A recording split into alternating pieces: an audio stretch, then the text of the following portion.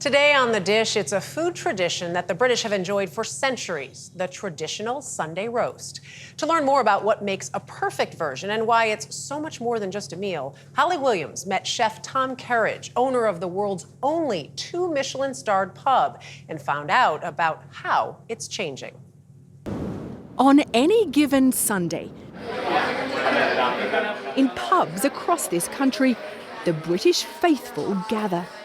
Golden crispy potatoes, a cut of sizzling meat drizzled in rich gravy.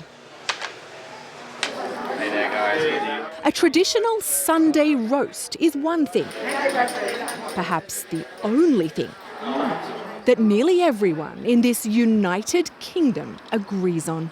It's a staple. You have to have a Sunday British roast. That's what you do on a Sunday. Yeah. Yeah. Whether it's lamb, whether it's pork, and I suppose most traditionally it's always seen as roast beef, Yorkshire pudding, horseradish cream. Tom Kerridge is the acknowledged master of the British roast. He opened the first pub in the world ever to be awarded 2 Michelin stars, the Hand and Flowers in the countryside outside London. And he's authored a string of best-selling cookbooks. And you could do this on a tray. In the kitchen of Kerridge's new pub in the city, the Butcher's Tap and Grill, he gave us a lesson in making perfect pork crackling. So we just kind of based hot oil over the top. And we'll keep doing this, and the skin begins to blister. His secret recipe for roast potatoes. And then when they're cooked all the way through, you gently lift them out and put them onto a cake rack. And as they cool, what happens is they begin to steam and crack, because this is the bit that makes it nice and crispy and crunchy, so you can feel it's dry. And Yorkshire pudding. So you get your liquid mixed together, which is the eggs and the milk, and then you add in the flour. A savoury batter baked in hot oil. And then we pour the mix in, dead into the centre. Whoa.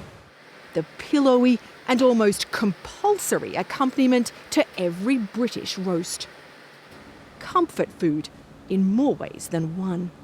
The sense of what happens on a Sunday is actually also so much about connection with each other, with people sat around a table. And I think that's where Sunday lunch becomes like a really important part of, I think, British culture. This is amazing. Before becoming a celebrity chef, Kerridge told us he was raised in public housing by a single mother who worked multiple jobs to make ends meet. And that smell of a roast dinner, we didn't have a joint of meat very often. One of the supermarkets used to do this sausage meat in a roll, and she would bake that, but we'd have everything else with it. She'd make the Yorkshire puddings, we'd do roast potatoes, we'd have amazing carrots, and the gravy and everything that goes with it. My memories of childhood are my father making Yorkshire pudding, and it seeming a bit sort of magical, like we didn't know how to do it, but Dad knew how to make a puffy. It's not technically that difficult, but it is one of those things that take time. And if you've got time on a Sunday to do it, then you must do it. The Sunday roast is thought to have its roots in the Middle Ages, when huge hunks of beef were roasted on a spit. Over the centuries, roast beef became so synonymous with this nation, it's even French slang for the British, le roast beef. And the meal became sacrosanct during the Industrial Revolution, a calorific indulgence on the workers' day off. But in recent years, this country's been through a different sort of revolution in the kitchen, inspired by waves of immigration. Around 40% of Londoners were born overseas. At the Tamil Crown pub in North London,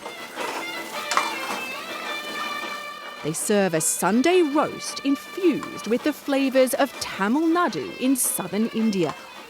Lamb roast? Cuts of lamb and chicken steeped in coconut and masala, with roti flatbread instead of Yorkshire pudding. People love it. The fusion roast is the brainchild of chef Prince Durairaj, who came to London from India 14 years ago. The criticism of British food is that it's a bit bland, it's a bit boring. Do you think that with your flavours you've helped fix that problem? Definitely I will. The pub is booked out for weeks in advance, a hit with foodies who love London's lively mix. It's so diverse, it's very multicultural, you're bringing in a lot of the history and like the nuance of all of these different cultures, and it's a beautiful melting pot of all of it.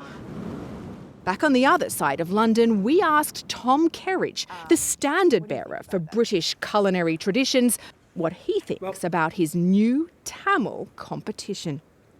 I think that is a pure and prime example of how wonderfully rich our culture and our cuisine has grown.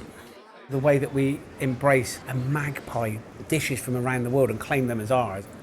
I think it's incredibly exciting. I think it's wonderful. I think it feels like it's only the beginning of where British cuisine can go. A British classic is enduring, but also pairs nicely with the new flavours in this changing nation. For CBS Saturday Morning, Holly Williams, London. So you think they got a veggie Sunday roast? No. And eat the meat. It looks so good. It looks so good. So we couldn't bring that here, and Sunday roast is for Sunday. Sundays. So we did get a lovely amount of food here from Tea and Sympathy in New York. Pasties in front. We've got a lemon drizzle cake here. There's sticky toffee pudding that you're diving into, and a ginger spice cake, and the lemon cake is unreal. This is amazing. Oh my goodness. But Michelle, I'm sure you could do a veggie version, but I actually want to try and cook that roast for my kids. You can cook it for me. I'll take it. Yeah, with the what do you call it again? The pudding, Yorkshire pudding. Yeah, that thing.